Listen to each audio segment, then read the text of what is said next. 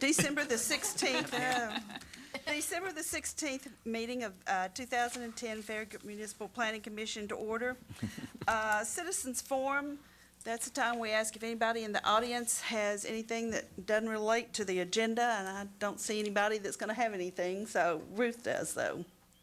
This is just an announcement that the volunteer breakfast that was supposed to be from 7:30 to 9:30 tomorrow morning is, because of potential icing again in the morning, is going to be from 8:30 to 10. I guess it was 7:30 to 9, now it's 8:30 to 10. So just revised hours, so sorry about that if that inconveniences anybody. But didn't want to encourage anybody to go out in bad roads. So.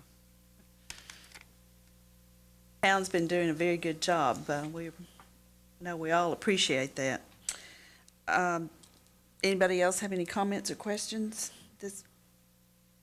Then we'll move on to the approval of the minutes. Do I have a second? Second. All those in favor?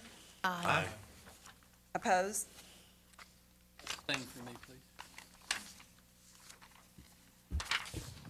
Our next item is a discussion on an amendment for the subdivision regulations to require property notification when changing plat building envelopes in attached single-family developments. And this is for discussion purpose only. Ken Russell, who was with us at the last meeting, is iced in Virginia, so he is not here. But as we talked about at the last meeting, the idea was to require the notification of property owners when there's a change to the preliminary plat and to the concept plan, or actually to the concept plan and to the preliminary plat, and then requiring some percentage of approval with regards to when there are changes to the final plat that changes the maximum building footprint. I included two different handouts for you. The first one being only the items that are proposed to be changed so that you didn't have to keep flicking. The second one was how those things actually fit into our current regulations and are written in red. I threw out 50% as the percentage only because there really was no consensus at the last meeting. And so I just threw that out there. That is not something I am recommending or anything. That's really up to you all, what you feel comfortable with. But primarily what these amendments are doing is it clarifies, like with the concept plan, that in a detached single-family dwelling development, once construction is complete and a final plat has been recorded in at least one phase of the development. Now, the reason this is so important, because it is not until that point in time that you have other owners involved in it. It's not until a final plat has been recorded that you can have other owners. And so that's why that is the preface for both the concept plan amendment and for the preliminary plat amendment. It says, if the developer or another property owner makes application to amend any building footprints on the concept plan, all property owners shall be notified of such changes. And what that does is that puts into our regulations what you all agreed to by consensus. I believe it was at the September Planning Commission. It could have been the August one, but I think it was the September Planning Commission, that you just felt that it was important that they be notified. And then the same thing goes with the amendments to the preliminary plat section, is that in an attached single-family dwelling development, once construction is complete and a final plat has been recorded in at least one phase of the development, if the developer or another property owner makes application to amend any building footprints on the preliminary plat, all property owners shall be notified of such changes. Really in the final plat section that deals with the percentage. And it's classifying that amending the footprints is considered like a plat of correction, a re-subdivision, something like that. Clarifying that, that's the way it has always been treated. And then it says, all property owners shall be notified of such changes if such modifications are a material change to the platted building footprint. More than 50% of all property owners shall agree to the change. And again, the 50% was because we didn't really come up with anything at the last meeting, so. I think that kind of explains what I put together. I don't know if you have any comments about where I inserted it or anything like that with regards to in the regulations, but. Does the developer qualify as a property owner? Yes, he does. Okay. And this is just until the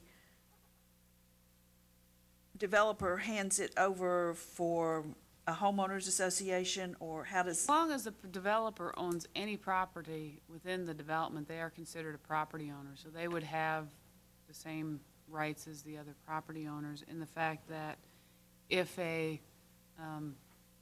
let's say you had a multi-phase project, like for example, the cottages will be there'll be quite a few different phases of this.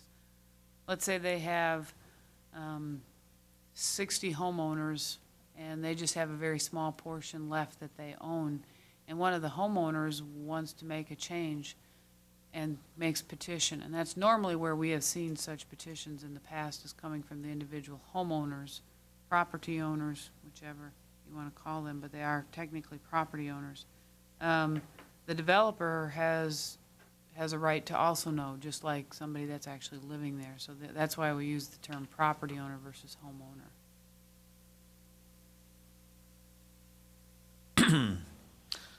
Notice our plat note says homeowner. After the final plat was recorded, and we've never really dealt with a developer changing it. This is the first time we've ever dealt with that. So that's why I put property owner. I think one thing that needs to be pointed out too is the fact that whatever changes and wording that we use here, we're not just dealing with this one particular development. It's something that comes along down the road too. So we can't look at it with just this development in mind. Question I have is, are we micromanaging the property? Is this not a matter for the homeowners association versus the town? That was my question a few minutes ago to Ruth, is there comes a point where the town is not in it anymore? And The town is, but the developer, once a developer no longer has a interest in any of the property, then they are no longer affiliated with it. With regards to whether it's micromanagement, that's really up to you all. This decision was made many years ago to make sure that property owners were involved. One of the things that, when you go into any of our subdivisions detached, architectural conformity and conformity isn't as important as when you look at your attached single-family dwelling subdivisions, such as Ramsgate, Chapel Point, Farragut Common, Shiloh, Turkey Creek Harbor, Waverly Court, Park Place, and the townhomes at Wentworth. In all of those cases, there is a theme and compatibility in all of them. And that's part of what this is about, is that ensuring that people are aware of what's going on and they have a vested interest in it.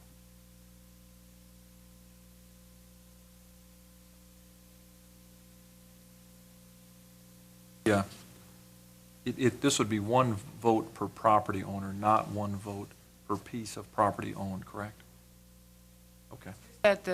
It's just that it's, that the property owners are notified, and that doesn't matter how much you own, but that you. Well, I would offer this as just food for thought for everybody. In hearing all the different concerns and the reasons in the past as to why that the previous language, or the existing language, I should say, is in place, makes a lot of sense, and that people in these types of developments have a certain expectation that is set on the front end, whether it be through a brochure or a few examples of spec houses, model homes in these developments. So I do think we have a certain obligation to protect what they believe is going to happen. Now, with that said, I have greatly appreciated the comments by the developer in this case. And I do think there is a real opportunity for the developer in certain cases, for lack of a better term, to be held hostage by one or two owners. So I would offer that perhaps language, or a percentage rather, that could be used, would be something in a supermajority that I would recommend somewhere between 70 and 80%. And I would actually probably lean a little bit more towards 80%. The reason I say that, again, is because it would protect this lifestyle concept, whatever term you want to use, that these people had an expectation when they made this investment in that type of community. At the same token, I think it allows a reasonable amount of flexibility to the developer to modify things, because what does happen is people, they do buy into a concept, but then once they move there, sometimes, quite frankly, they have ideas to make it even better. And in this example, not only could the developer be held hostage, but so could the residents. So I think by putting in some type of number that, again, would, I'll use that term, supermajority, and if we went with an 80%, maybe no less than 70, I think that would be a tremendous balance, and one that would be reasonable by all parties that would potentially be involved. So I would throw that out as something for this body to consider. I agree with the supermajority, but I think your percentages are a little high. I'd be satisfied with a 60% and upper limit of 70% perhaps.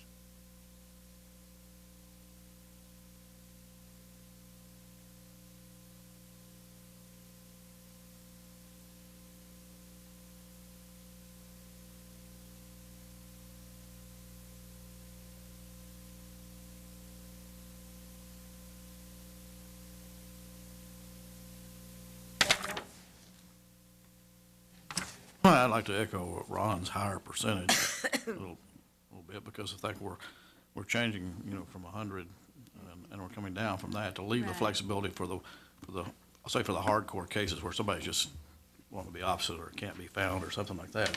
So we had 50 property owners, you take 80% of that, that's 40, that's 10. That gives you a pretty good cushion or something. So you can take whatever percentage of whatever case you want to. I think setting it higher and we can always revisit that later if it's a problem. It hadn't been a problem to this date, with 100, so 80 seems to be, the higher number seems to be preferential to me anyway. Well, I have to say, I don't think I agree with that.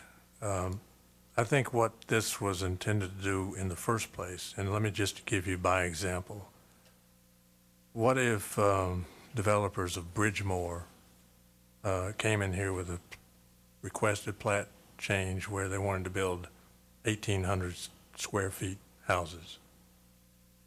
Obviously, there's a discontinuity there that people would want some relief for.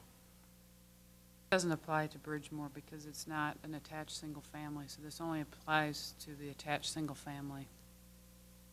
If Bridgemore was zoned OSMR, then it would. But still, it's, Yeah. take it as an example. Medical. Yeah. And obviously, the developer in that case would want some relief. Or the citizens owning the houses would want the relief and not see that happen. When you're talking about a place like Price Farm, for example, what they have suggested that they would like to do is not, in my mind, a great difference from what they're already doing. And I guess I don't understand why people should be